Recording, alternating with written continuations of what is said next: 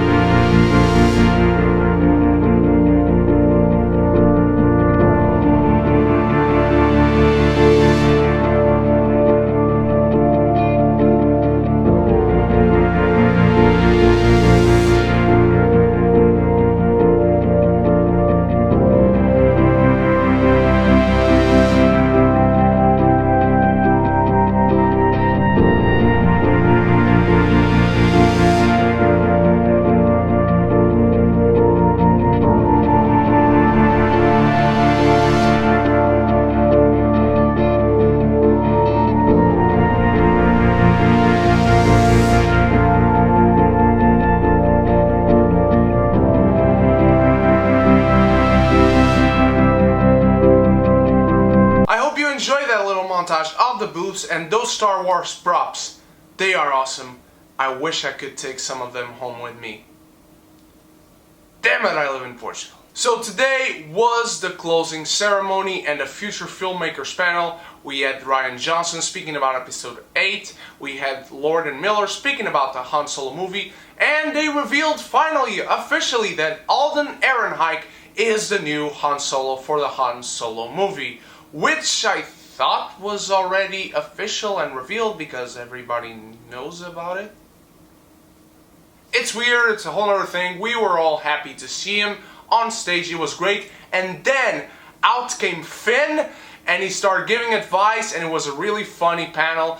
And then came out Luke and Leia. That's right, Mark Hamill and Carrie Fisher came out, each of them with their respective dog. They sat around, they talked a little more, it was great. Carrie Fisher was hysterical, and even Mark Hamill was hysterical. They were both really funny. What I most enjoyed about this panel was that it felt different from the other ones. It really felt like those were just friends having a conversation and enjoying and speaking about what they love, and that's making movies, and that is giving the fans Star Wars. More and more Star Wars. But before that, a little montage of the cosplayers I found today. They were awesome.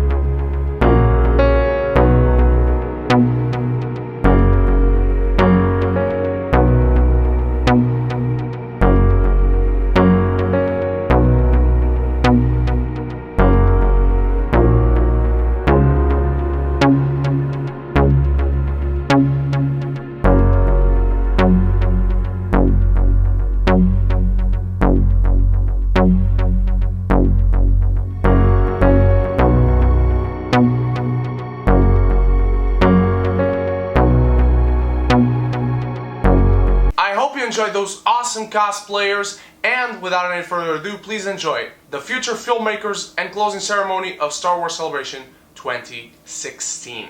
Here at Star Wars Celebration Europe is at the celebration stage. So only one person can bring you the future of the Star Wars universe. So right now, up on your feet, for Pablo Hidalgo!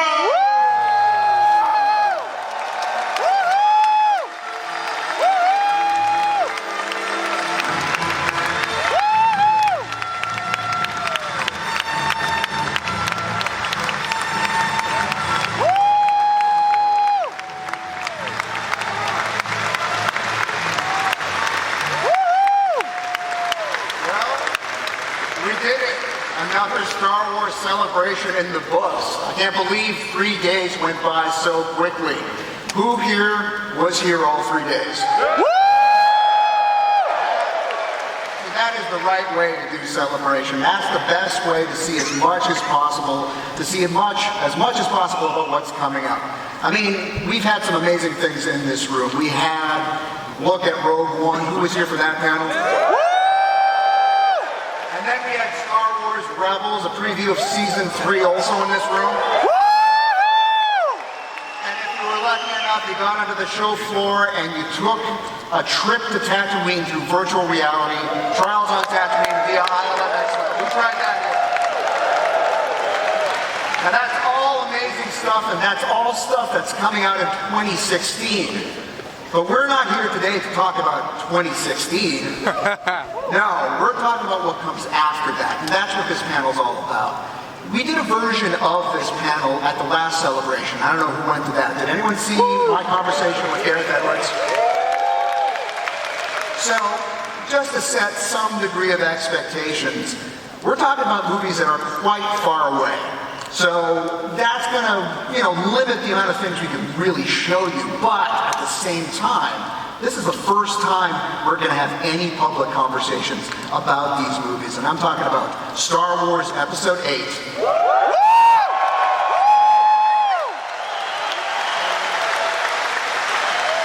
And the upcoming Untitled, and I should say Untitled as if Star Wars Episode 8 isn't Untitled also, but this is also Untitled, Han Solo Stand.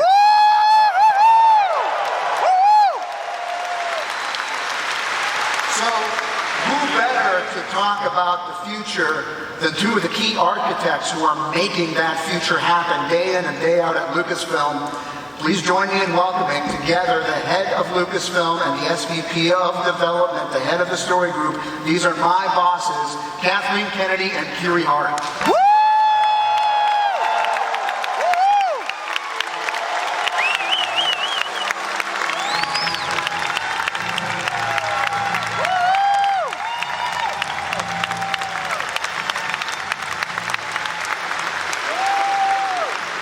How has celebration been treating you?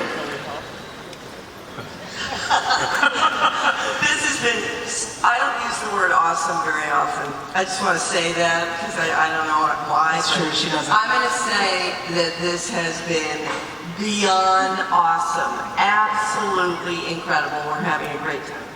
Yeah, it's amazing. Now, before we get into the future, I want to kind of turn back the clock about a year and talk about what I mentioned here in this intro. When we did this future filmmaking discussion back in Anaheim, it was the Sunday, the last panel. And when I'm thinking about that now, which is kind of funny in reflection, is there was so much internal discussion and debate about, will they understand what a standalone movie is? Do you guys understand? Thinking back now, reflecting on that, what are those thoughts now that Rogue One is so close to coming to the world? I mean, I think for me it's been really satisfying to see how people are embracing everything that we were able to share about Rogue. And it's something that I think is a dream sort of coming to fruition that we talked about last year, and it's really exciting. I also have to say that when the first trailer was up in April, that's really when I think we knew that it was you guys that were helping us do that, because the conversation online, you got it right away. And the conversation showed us that we weren't going to have to go through some lengthy explanation, that it was pretty clear about what we were doing, and everybody seemed to be really excited. So needless to say, that made us excited. So thank you, all of you, for helping tell the world how special these films are. So, switching gears to now the episodes, the Star Wars saga content. Episode 7 was really well in development. It was in production, I believe, when, we had to start turning towards, well, what happens next? Who's in charge of what's next? So, I'm going to do this before we invite him out so that we don't have to embarrass him with us here. So Let's embarrass him. Well, we won't. No, we'll embarrass him differently once he comes in. So how did your eyes settle upon, hey, get back there. I see you back there. How did your eyes settle upon Rian Johnson? Well, yeah, I have to say I was a huge fan of Ryan's early on. In fact, I had met Rian a couple of times before actually taking on the role of being the president of Lucasfilm. So when Curie and I started talking about who the directors might be that we would consider, Rian was way at the top of the list right away, because I think many of you who know his films, Brick and Brothers Bloom, and then what he did with Looper. Woo!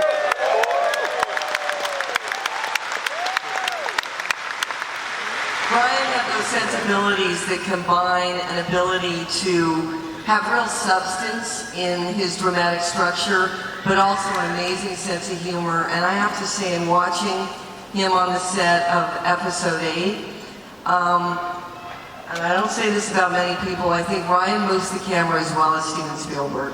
Whoa. So you guys are in for a real treat. Woo!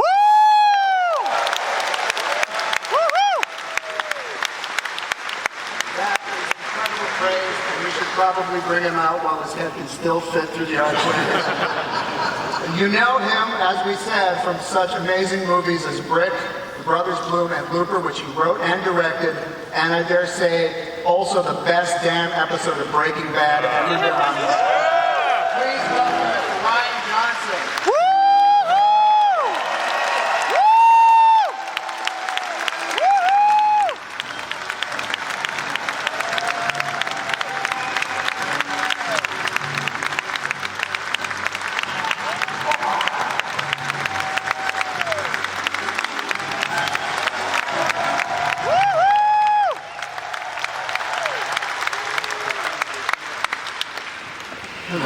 Man, Phil and Chris are going to have a tough hug to top there, really. They're going to be literally like a pile on top of you. He did warn us that he was going to hug you on Twitter, so for those of you who are live tweeting, please confirm that that indeed happened. Fair warning, my friends. Yeah. So, Rian, just to set people's understanding of timeline in mind, I mean, you started at episode 8 while episode 7 was very much still in production.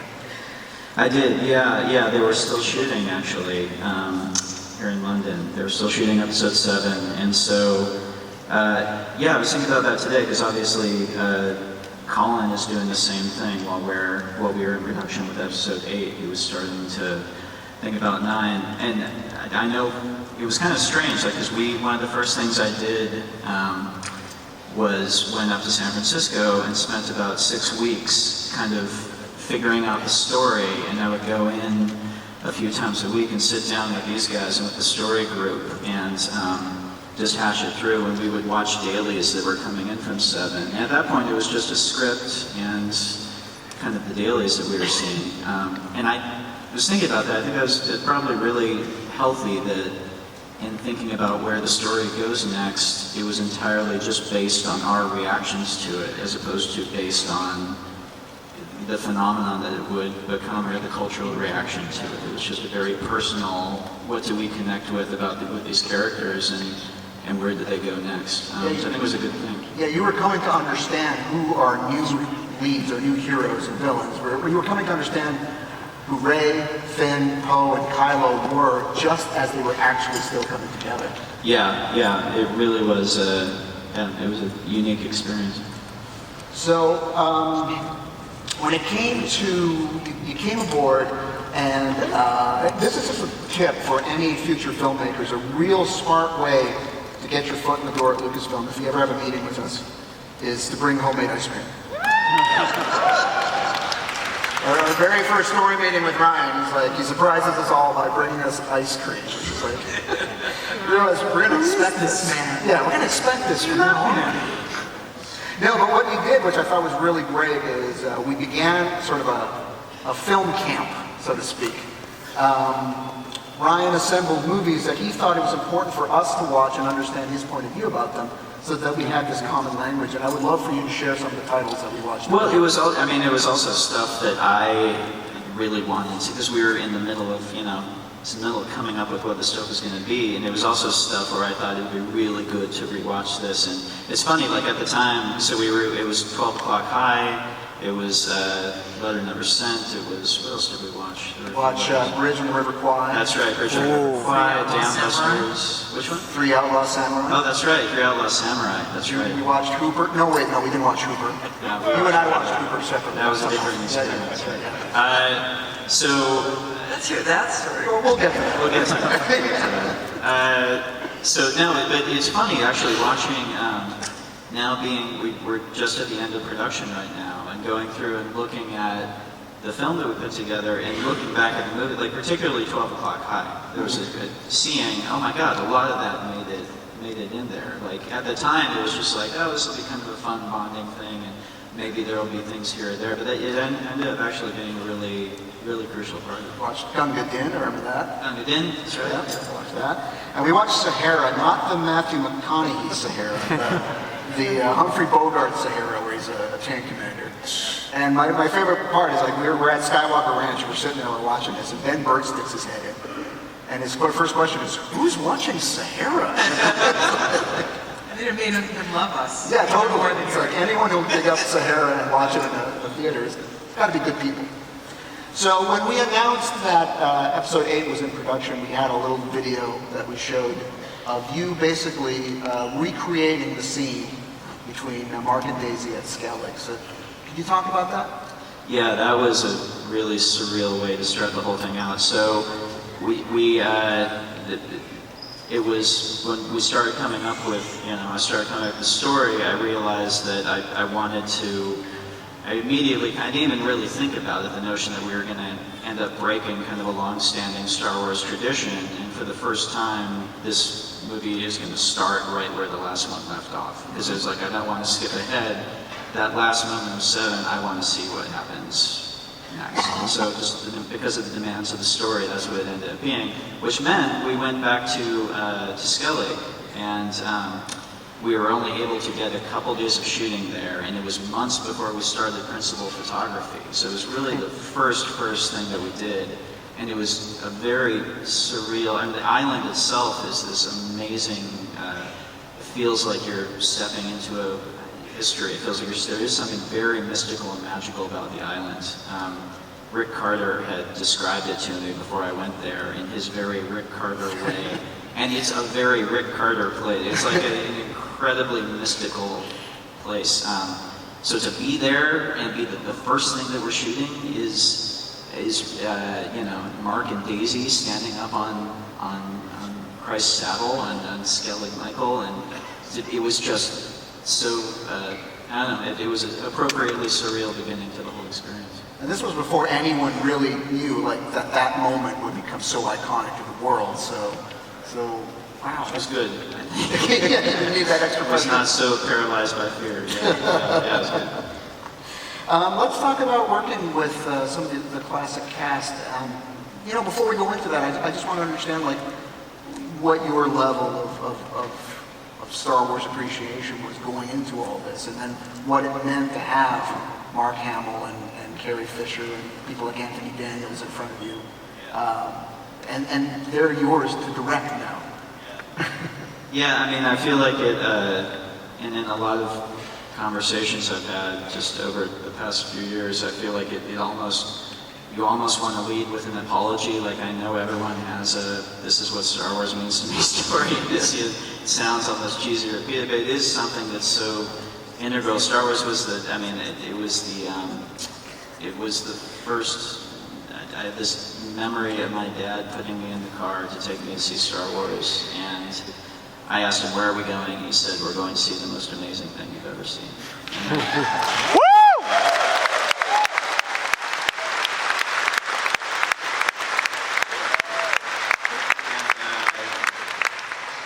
And he was right, and that combined with, and it's funny, as much as the movies were something that I really reacted to, I think even bigger, and that's why it's fun, like walking the floor and like seeing the toys, and I don't know, I feel like because back when movies came out, it wasn't like we had them on our iPads, like it was had to put your name in the waiting list of the video store, and you got the VHS, and then you and your friends watched it for 24 hours straight. It was like you didn't actually get to see the movie much. So what you had were those toys, and I think even more than the experience of the film, the fact that the first stories we were telling in our heads as kids were in that universe with those toys. I think that's why, and I'm sure, that, like, I think several people have said when I walked on had the same experience of walking on the Falcon set for the first time, and unexpectedly kind of really getting choked up out of nowhere. And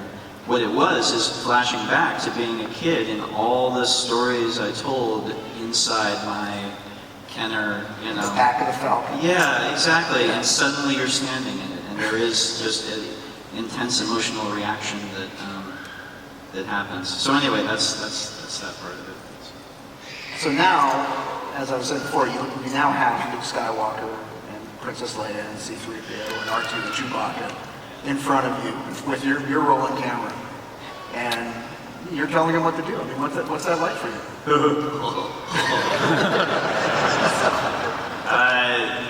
Well, it was a very, it was an incredible experience on many different levels. Ultimately, though, in order to, and this was one of the things that the whole process was kind of about. You come into it with those feelings of deep nostalgia, but then you realize your responsibility ultimately is to get beyond that very quickly and to ultimately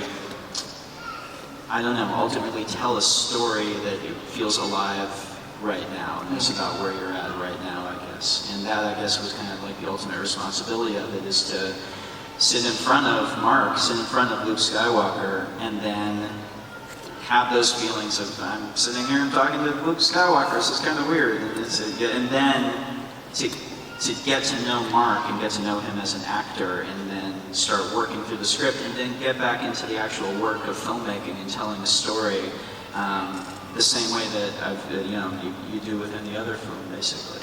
To get to the point where you're just, I don't know if I'm expressing this right, but it was surreal all around, I guess.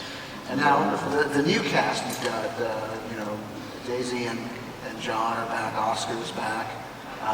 They've all kind of, Adam's back. They've all had their first, oh my goodness, I'm in Star Wars experience with the last film. So how did you find them coming into this movie? They were wonderful, and you're right, there was that kind of feeling of, there was that big explosion of the first one, and now the second. But it ended up serving, I think, what this second film is in a very good way, because the first film was this incredible explosion of adventure and excitement that sets up these characters, and then just out of necessity, it's very natural that the second film is where we start kind of zooming in on the characters and kind of taking them, seeing, okay, really kind of getting to the heart of them, challenging them, and pushing them deeper. And so I think the actors were all very excited about that. So you are one of, I think you are the first director who had a public presence on social media before we announced that you were our director. Is that what I had? Yeah, that's an additional bullet point under IMDb trivia for anyone who's editing that. So what was that like? Because you were so accessible. The world, to be honest, the world knew before we were even able to formally announce that you were directing episode 8. So you must have got a lot of traffic coming your way, asking to confirm or to talk about it online. Yeah, it's been, I love being on the internet. I love being, I've always loved social media. Even with my first film that I did, Brick, which was before Twitter. It was way back before this Twitter existed. But I created a message board on my website for people to come and talk about it. I've always really just loved being out there, and I guess I was a little nervous in terms of what something on this scale would do. Would I still be able to enjoy it the way I have before? And so far, it's been wonderful. So far, it's still been the same sort of thing of just engagement with people, and so so far so good. It just feels kind of very continuous. Do we have any people here who follow Rian on Twitter or Instagram? Well, speaking of Instagram, you've been very generous in sharing some photos from the set that you yourself took during the making of this movie. So we have some here. I don't know, we can show them up and see if there's any stories to tell. You see that there? Oh, these are our fantastic background crowd who are in the film. It's funny, you realize as you do these films how important the background players are, and you realize how deeply embedded they are from the original films in your heads in the background. And you start paying more and more attention to them as you're directing. We had a really great crowd that really took to it and gave a great performance in the background. So, it's funny, with black and white, this looks like you're making a period picture here. there's a lot of them, and there's some shots of, I don't know if they're in here, but like Gary, our cameraman, when he kind of has a 70s fro a little bit, and when he's behind that camera, like on a dolly in like a, resistance hall, in a ship hallway, you look at the shot and you're just like, oh, that could be from the 70s. Pretty cool. Let's take a look at another photo here. Yeah, that's... Oh, yeah. So there, I think that's Billy. I think that's Billy Lloyd, Carrie's daughter there, actually. And we actually, I know for a lot of the stuff I've posted, I apologize that a lot of it is kind of green screen in the background, and that's, not to put down green screen, it's a great tool, but I just haven't wanted to like give anything away. But I just want to let everyone know the amount of sets that we've built for this movie has been absolutely outrageous, and a tremendous amount of practical sets. And we also had the luxury of doing things like this where we built exterior, interior sets of some of the ships, so we not only would be able to film inside them, but also do shots from the outside that weren't just like window comps and actually move into them. So we had fun. Next photo. This is Ireland. So yes, We got people from Ireland we here. love Ireland. Yes.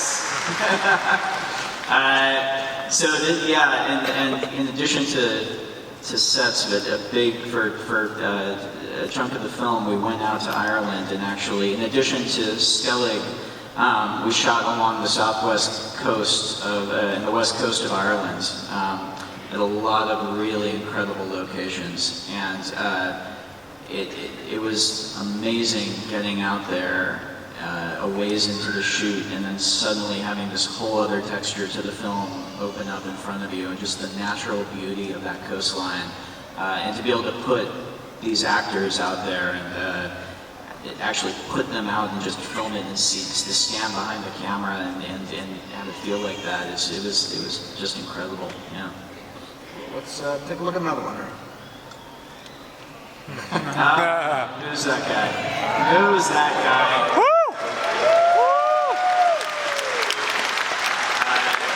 Man in the cowboy hat come out to visit several times and spend some time on set, and you just immediately feel calm and at peace when Dave Filoni is standing back behind you. You feel like everything's going to be okay. I got to say, I mean, we talk about it a lot, but it's true. Kathy and Kiri make it's so accessible that any part of Lucasfilm that will benefit from being on the set, and anyone that you would benefit from having on the set, that communication and that, flying from one side of the world to the other to come and help each other out, that's a reality of making Star Wars movies now. Well, it was nice, like even the time that I talked about when I was in San Francisco coming up with the story, Gareth was there, and they were coming up with Rogue at the same time. It would be like right down the hall, they were working on Rogue, and you'd come down and just say hi and take a look at the whiteboard and talk through stuff, and then Dave was doing, Rebels in the same, Dave was right there in Presidio, and it had this kind of campus-like feel that, it was pretty cool. Next photo. Aha, yes. Showed these helmets, man. These helmets are bigger than you think. Like, you see pictures of them, you see them on screen, and then you see them in real life, and you're like, really? Oh my God. They're like, they're massive. And also, anytime we were shooting a scene with these guys in helmets, I would start playing Daft Punk is playing at my house on my phone really loud. I think it got annoying. Let's see, do we have any more? Yes. Yes. This is actually, so this is my assistant Leo, who we stuck in a TIE Fighter outfit, and I had a lot of fun directing him ruthlessly. But it was I don't know. This is another one of those shots though where, and there were a few of these sets where, this or some of the stuff in the Falcon or the X-Wings where you put them in there and you frame them up and you look at the monitor and you're just like, oh my God, you just have that instant connection to it, I guess. It's pretty cool. Let's see if we have any more. No, we don't. All right. Oh, Yes, we do. So I guess, this is probably, it's not the best kept secret in the world. But the production name for Star Wars Episode 8, who here knows it? Space Bear. Production's done. I think it was kind of a code name. Code name, that's right. Yeah. I gotta say, it had, every one of our projects have code names. We're not gonna tell you what it is, otherwise it defeats the purpose of telling you what the code name is. But you knew Episode 7 was Avco. Everything else coming forward has additional ones. But I gotta say, completely biased, but Space Bear is the best one.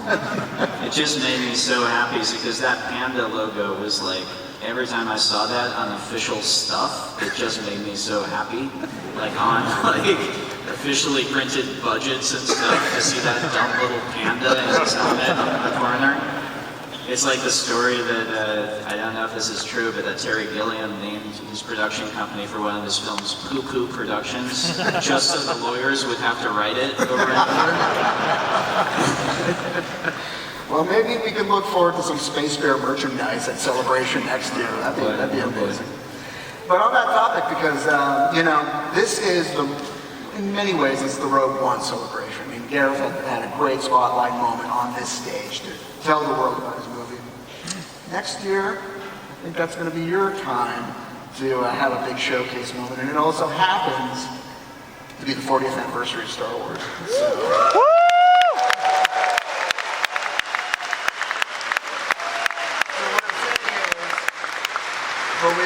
you're going to be in Orlando, aren't you?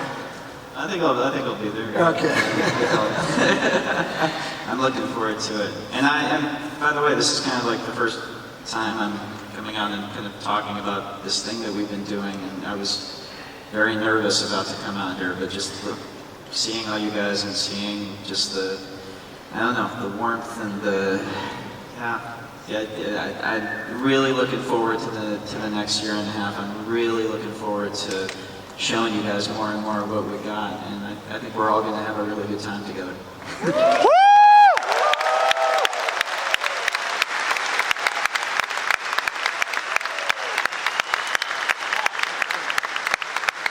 production-wise, we've wrapped photography, and our next guests are just beginning their initial journey. Oh, these kids. Yes. They have so much to expect and learn.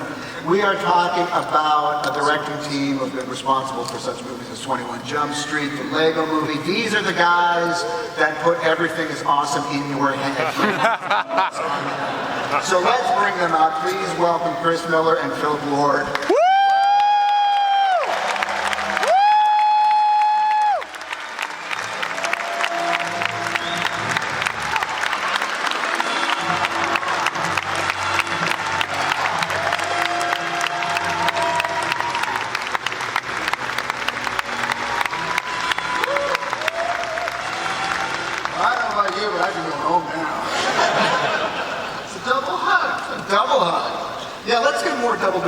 That was fun. All right, I'll get on that.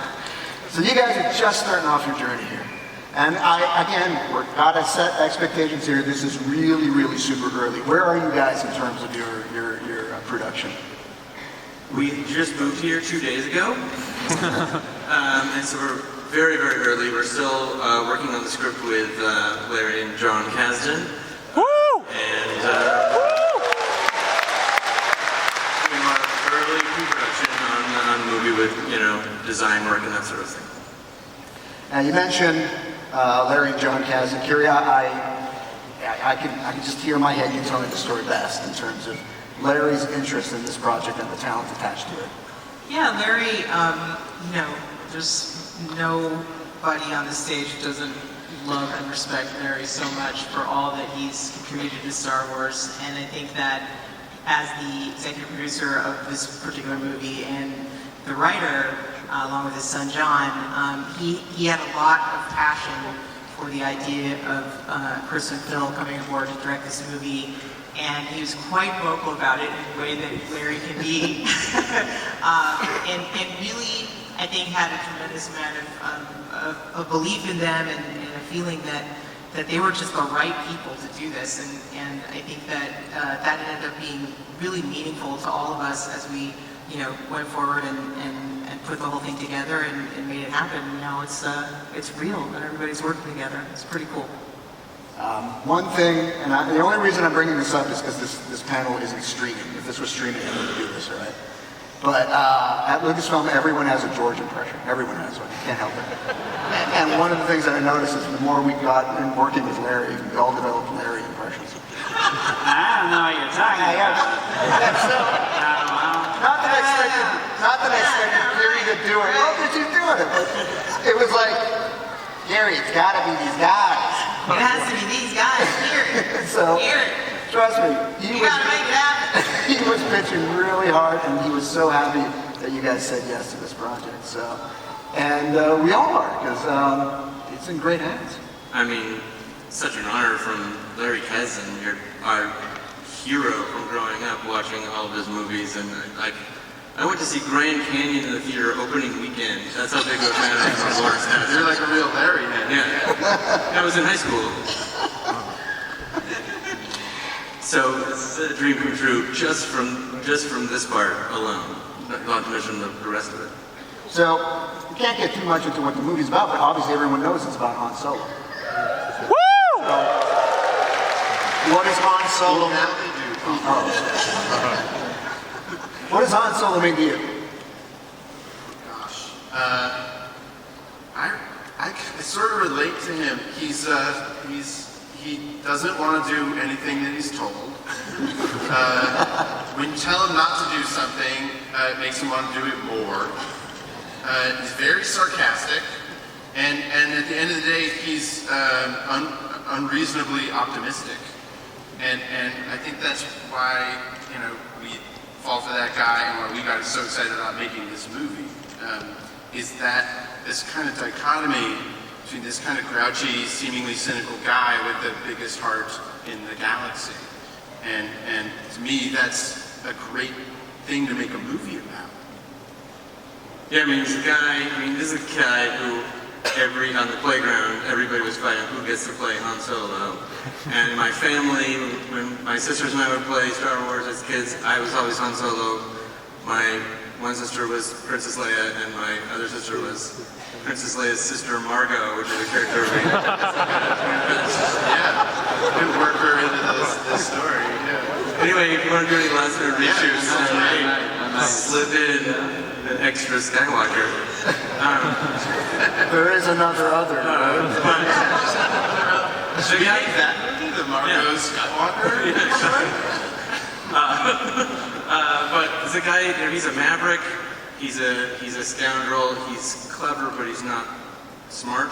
And he's, he wants to present himself as like this cool tough guy, but in the end he always does the right thing. And so I think that's why you love him so much, and it's why he's been one of the most iconic characters of all time. Woo!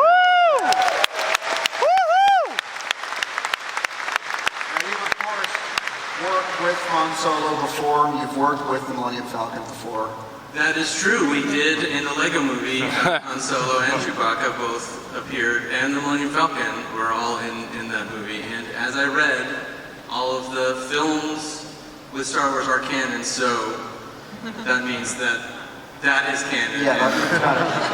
Which So means let's, Batman will be appearing. That Batman on the Millennium Falcon is canon in the Star Wars universe. let's see, do we have that clip? Can we refresh our memories of A spaceship is just going to appear out of the blue. Are you kidding me? The same bit? Are you kidding me? The same bit? Chewie! We're supposed to be halfway to Naboo for a sweet party right now. This hyperdrive keeps malfunctioning, taking us to loser systems like this. Captain Solo, we must go. You know how perturbed I get if we are not punctual. Droid's right. Let's roll. Hold on, eh? This might be the right galaxy after all. Because I see a heavenly body. Whoa, I have a boyfriend. And it is super serious, right, babe? Of course it's serious. Yeah. Got room for just one dude? Whoa, babe! He's a cool dude like you. You're trying to bail on us! I'm not trying to build. You asked them if you could go with them on their party That ship. thing is filled with bon vivants. You speak French now? Babe, look. If this relationship is ever going to work between us, I need to feel free to party with a bunch of strangers whenever I feel like it. What? Babe! I will text you. Where'd you get that sweet space cake, brother? Party time!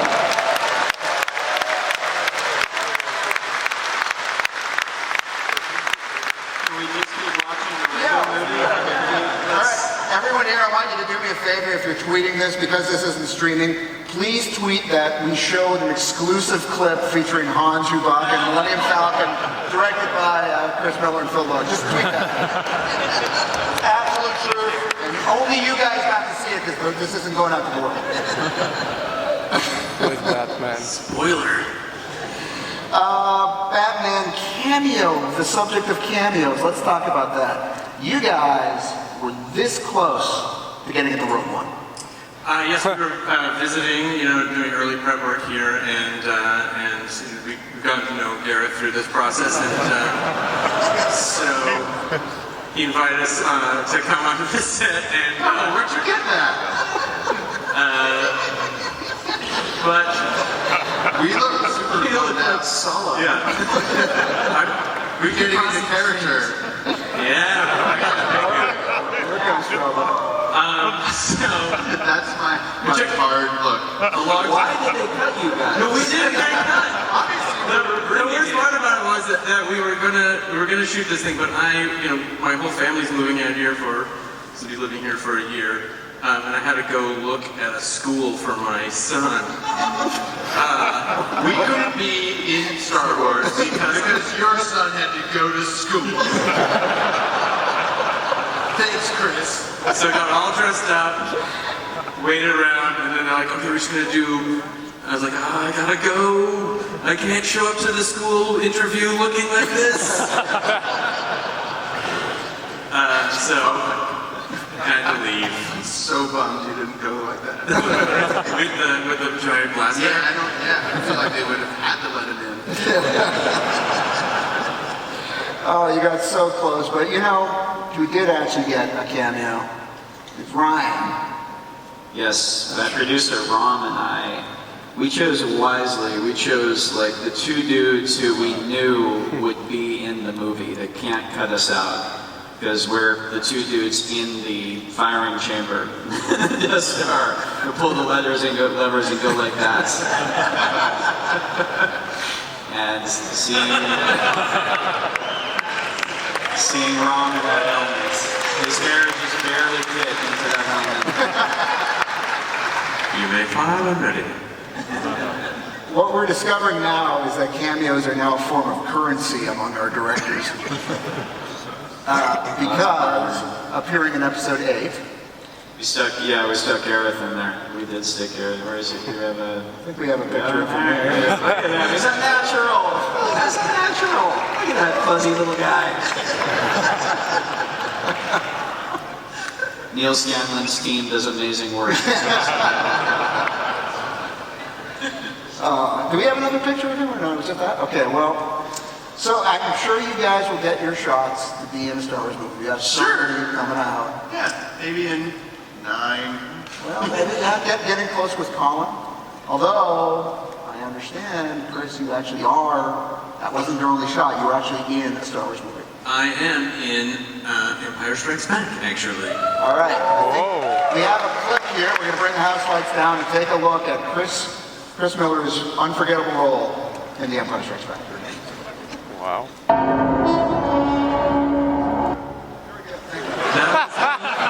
For real, Stormtrooper number 2 in the re-release of Empire Strikes Back. 1997 special edition. I think we have some incredibly bootleg photos of you. No, not that one. Yes. That one's available for the public. So I was interning at ILM 20 years ago, and they sent out an email for 5'11" people to be stormtroopers, and I happened to be 5'11", so I got to be, but they said you're not allowed to take pictures with your helmet off. That was a Lucasfilm policy. So my friend, who was another stormtrooper, and I had a little, this is before digital photography, clearly, I had a little Olympus camera, film camera, hidden in my lunch bag, and we like snuck around the corner and took pictures of each other. So respectful. So I could be fired right now. I'll have to look at the old employee handbook, what it says about that. Sure. And the fact that you took it on film, that means you had I can imagine you sweating it out as you took it out to be developed. Oh yeah.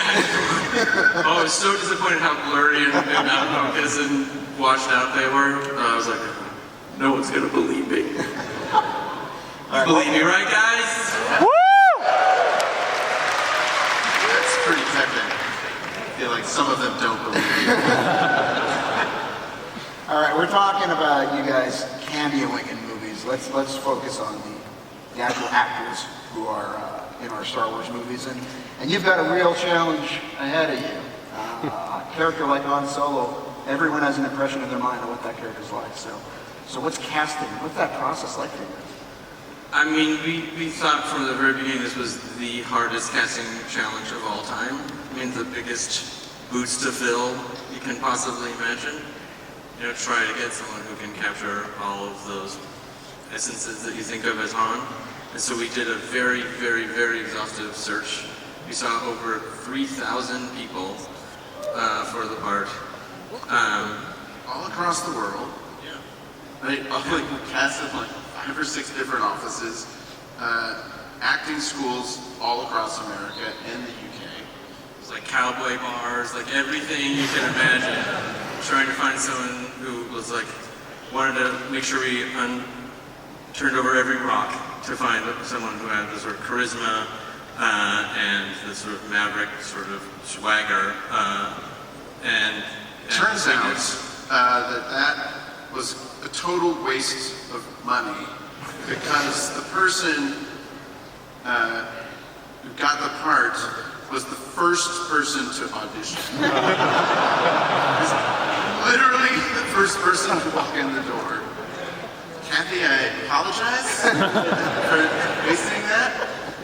It's nice to be sure, though. I'm taking that out of yourself. Okay. That's fair. Well, now that anyway, you're sure. so you want to say who it is? Yeah, I think this is the best kept secret in Hollywood. The identity of this person is Alden Ehrenreich.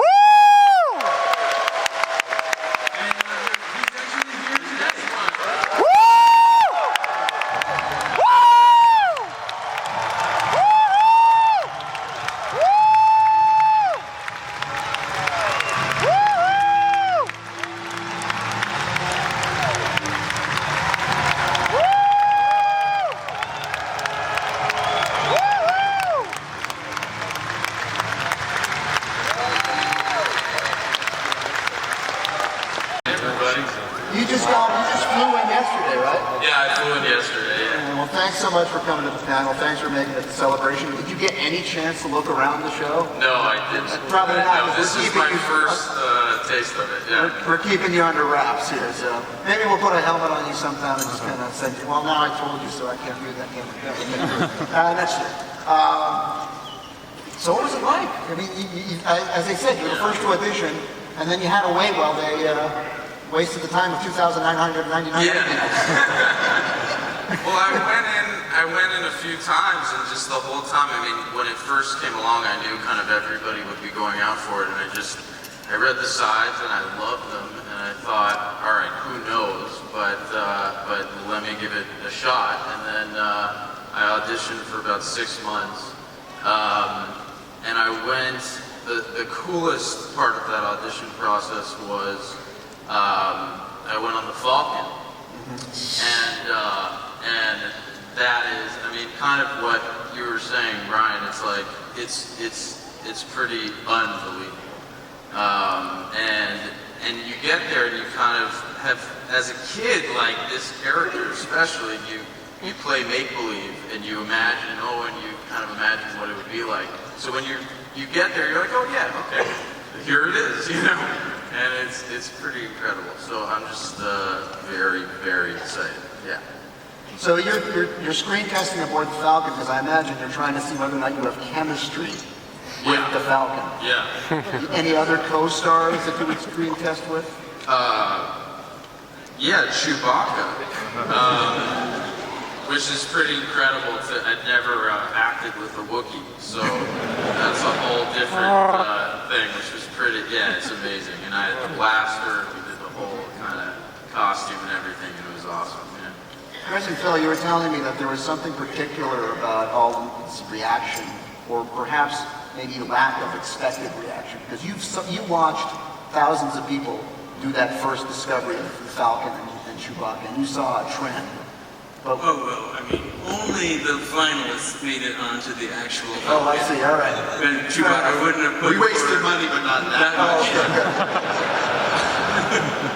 But you would say that there was a commonality in that reaction, right? Yes, I mean, it's such a surreal experience for anybody to like. All right, walk on. Here's the Millennium Falcon. Here's the, this is the lounge, this is the cockpit, and here's a 7'3" giant talking bear man, and for everybody it was like the first 20 minutes of like trying to shoot a screen test. Everyone was just like, we didn't even roll the camera. We're just like, they need to get this out of their system. It's pretty neat. What was your trick, Alden, to not do that, to not freeze up by it? Well, I mean, you're kind of so, it's like, there's something about it that just felt like so exciting that I think that was more exciting than it was nerve-wracking. Like actually being on the Falcon after having seen it for so long is just, yeah, it's pretty, you just kind of immediately go like, all right, cool, yeah. So who have you told? Well, this is kind of where everybody's gonna find out. The one person I did tell was my mom, but yeah, this is basically where everybody's gonna find out. Although people have been coming up to me and saying congratulations, and I kind of go like. That's a good response. What was your mom's reaction? She's pretty thrilled. It's amazing with this, like with other roles I've gotten, people go like, wow, that's so exciting, and with this one she was just like, what? You know, like, it's so, and she actually just recently, she's moving out of the house I grew up in, and she just found the box of my Star Wars toys and all the Han Solo action figures I had, so she just sent me a picture of all of those, yeah. I think we have that photo. Do we have that photo? Do we? All right, well, we'll go. Here we go. I'm sure some people out there have that toy. You got Bosk too, nice.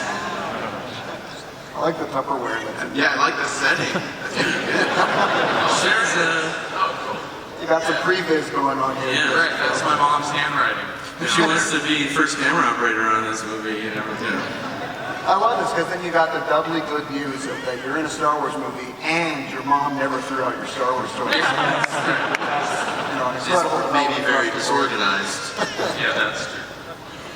All right, so where are you guys in terms of you said you guys just moved to London to start this process. I mean, when are cameras going to roll on this movie, you figure? Probably end of January, early February, right around then. So we've got a good 6 months of prep. There's a lot of sets to design and build, and characters and robots, droids, and aliens, and crazy creatures for Neil and his team to build. So it's a lot. There's a lot of prep work that goes into a movie like this. You can't just sort of like show up and be like, oh, we'll shoot at a Starbucks. And is this your first time working with a British crew? Yeah, we're really excited. I mean, we're using a lot of the same crew that were on Ryan's movie and Road One. We're sort of some from each camp, and they are the best in the business. So it's you can already tell from the people that were working with us, going to be a dream working with people as talented as this. So Ryan, having just completed your principal photography, or being just that close to completing it, any words of advice after having worked for months with this British crew? How to keep them happy? Oh, listen, tea. Oh yeah, give me some tea. Lay it on me, man. No, I'm kind of envious. Like, being at the end of this, I kind of wish that we could just keep filming, because I don't know, I mean, you said it, it's just like the best people in the business. It's amazing, and I'm really envious that you guys get to. It's like I feel like I'm coming out of a ride and seeing you guys in line about to go into it, and my hair is standing up, and I'm like, my eyes are wide, and I'm like, oh. But I'm really envious. I'm really excited for the experience you guys are going to have. What football team should we root for to ingratiate ourselves? Oh yeah, maybe Broncos. Probably Maybe the Denver Broncos. Well, it seems only fair. I mean, we've had a director offering advice to directors who are about to begin their journey. Alden, you're about to begin your journey in a Star Wars movie. It seems only fair to bring out an actor who's just recently completed something with 2 Star Wars movies under his belt now. Let's bring him out and see what kind of advice he has to offer. Would anyone be interested? Any fans of FN 2186?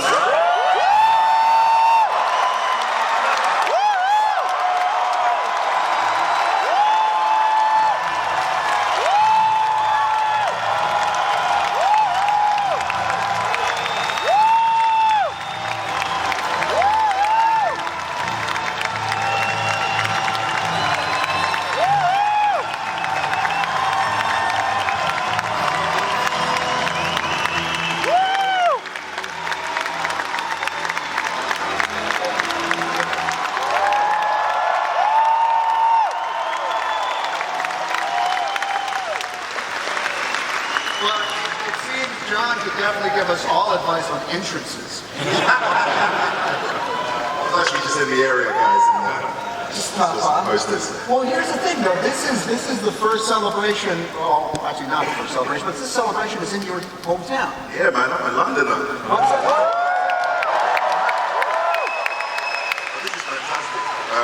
Obviously, I've been to Celebration before in Anaheim, and we didn't get a chance to really meet the fans out here in London. But this is amazing. There's so many of you. So thank you for having me.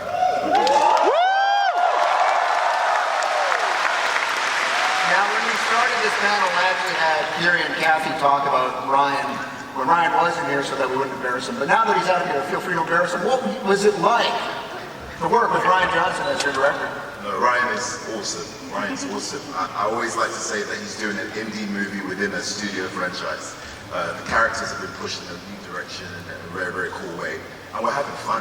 Having really, really good fun. This is true. Yep. Any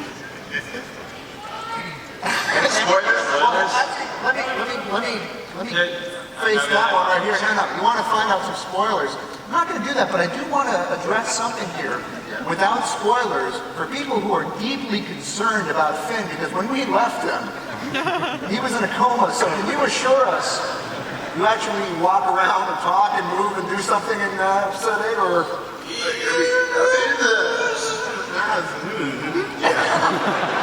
Finn's okay. That's what I'm just trying to get. We did at some point joke that it would be great to just have him be in a coma for the whole movie. You just keep cutting back to him.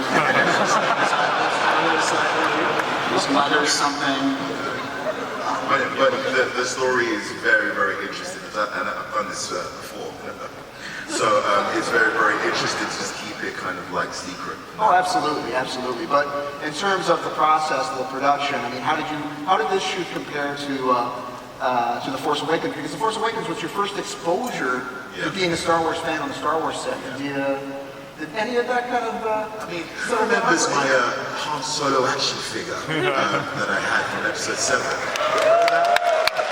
Guys, there's more signatures on it. It's just getting better as a Star Wars fan. It's coming to work, I enjoy my time with new members of cast, and obviously Ryan's great with a new energy and a new take on a real story, and it feels like Star Wars, but then at the same time you have a new director to lead us in an interesting path, so it's really, really fun. I'm having fun. So how much has your life changed now that, you are Finn, a star of Star Wars? I mean, I just got back from Tesco's, so seriously, and no one bothered me. But it's been fun. It's strange to see all these figures still. It's something that I haven't taken in. Oh man, you're playing Han Solo, man. Dad.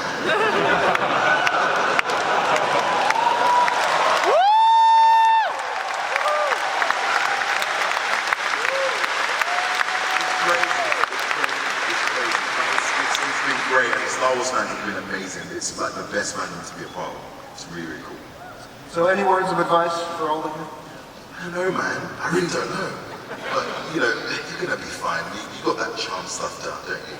Like, he's smiling just like, This is great. It's gonna be fun. Very, very good experience, man. Obviously, you've got a great head on you, so you enjoy the ride. Sure. Take care of it.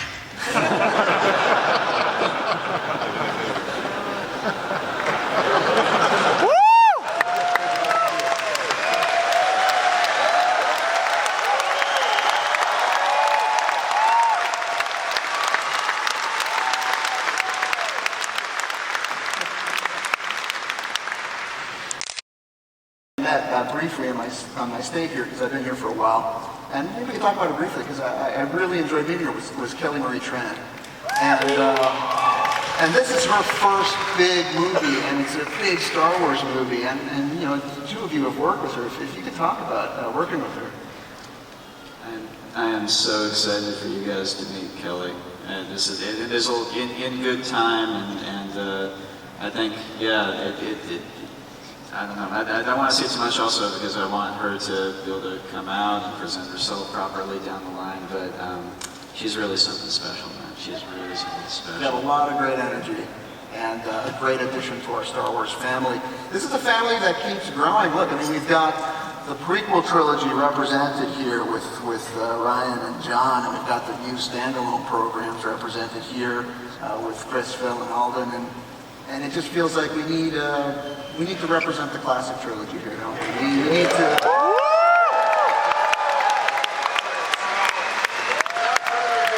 Welcome Mark Hamill.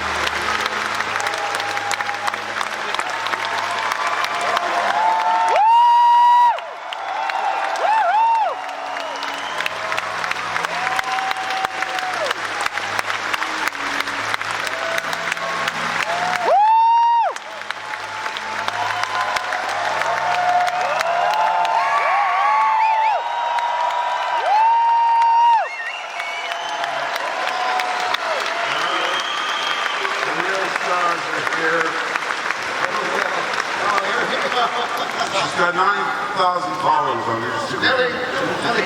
Kind of a world that we're living in. All right, the first question is from Millie. Welcome, Mark. Welcome, Terry. Welcome, Gary. Welcome, Millie. Thank you. How's Star Wars Celebration going for you? You know, it's amazing because the emotions that come across are so genuine and so raw. You know, it's moving in a way because you can tell you're part of people's childhoods, and it's like this palpable exuberance. I mean, sometimes I just get lightheaded with it. I have to think of something else, or I just fade dead away. Seriously. I know you do. But really, thank you so much. I can't tell you. You come through the line, and I'm really tired, but it's something that just gives me a charge like I can't explain. I'm so grateful for it.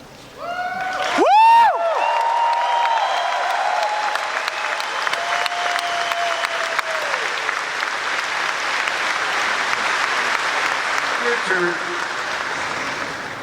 What he said. No, he ain't heavy. He's my brother. And it is like, it's like family.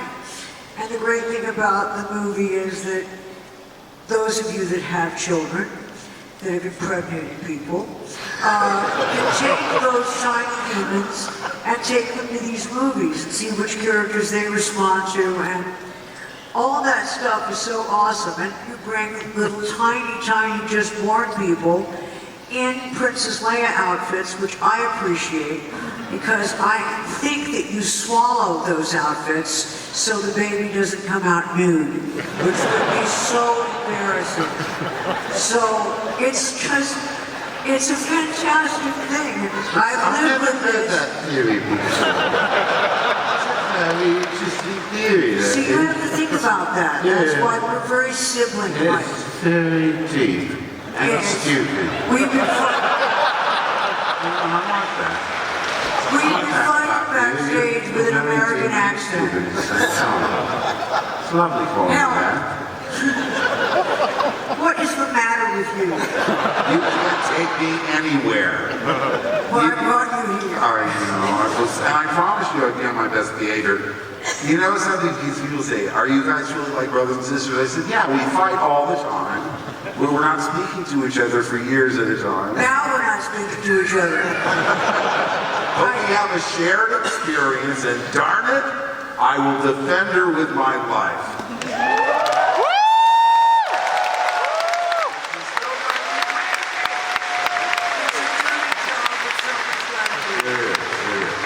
I do drive her crazy, and he'll demonstrate that throughout the evening. Donna, you're a damn exasperating woman. That was actually Thornton Wilder's first title. The working title for Merchant of Yonkers was A Damn Exasperating. I was hoping you'd bring that up. I know. It actually became Hello Dolly. See, I'm a font of... He has so many stories like that, and that is what Star Wars is about.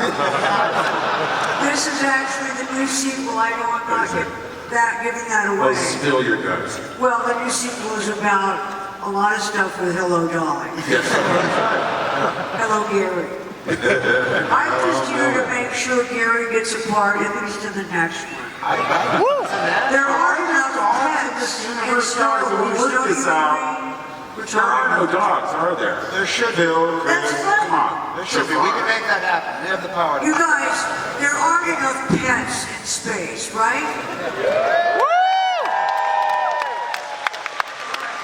That's my contribution. And we love you for it. Ryan, is this a snapshot into what your production experience was like? Talk to Colin. It was all this and more. Oh, fantastic. I can't thank you all enough for coming and saying hi and wrapping up this celebration in such a memorable way. This is the Star Wars family. We're going to take some family portraits here before we wrap. And I want to remind everyone that the closing ceremonies are happening here. Warwick Davis is going to come out and recap an amazing past 3 days. This has been all of us. We're going to see you in Orlando, where we're going to be able to talk about Star Wars Episode 8 and the solo Star Wars movie. Please join me in thanking this.